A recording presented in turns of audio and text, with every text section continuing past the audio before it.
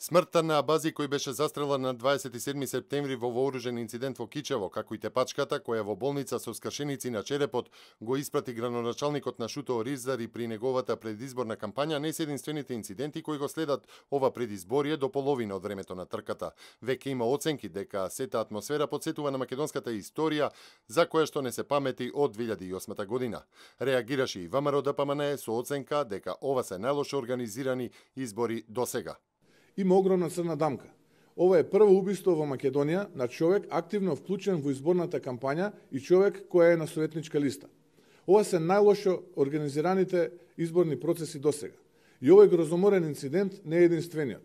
Во периодот на политичка кампања имаме пукање, физички напад и пукнат череп на друг кандидат за градоначалник, полициска тортура врз кандидат за градоначалник, запалена куќа од причини кои еве се уште не се познати официјално на полицијата, искршени штабови на повеќе опозициони партии, учество на членови на општински изборни комисии во политичка кампања на Социјалдемократскиот сојуз, политичка хајка преку монтирани кривични пријави против градоначалници и што ли уште не.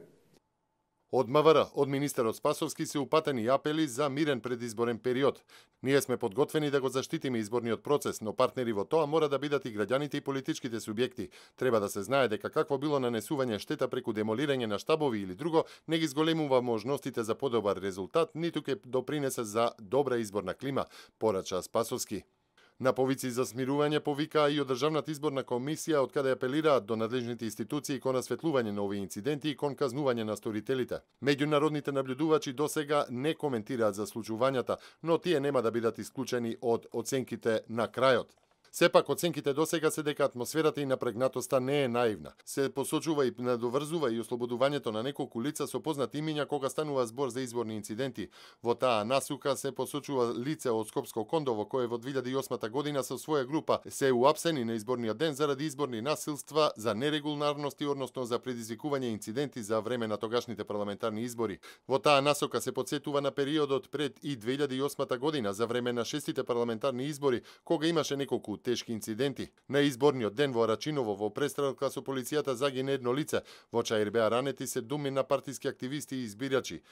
Оценката на ОПСЕ ОДИХР за изборите во 2002 вклучува и насилство, напади и убиства на полицајци, земање на заложници за време на кампања, потоа напади врз партиски канцеларии, закани и напади врз медиуми.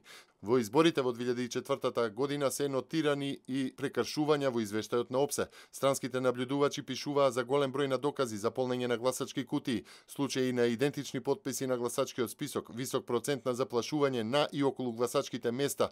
Дел од политичарите кои учествуваа во изборните процеси во 90-тите пак посочуваат на изборите во 1994 година, кога на избирачкиот список биле допишувани граѓани со пенкало. Се потсетува и на инциденти со злоупотреба на војничките гласови за време на изборите во 1996, а ништо поразлично според нив не било ни за време на изборите во 1998 година.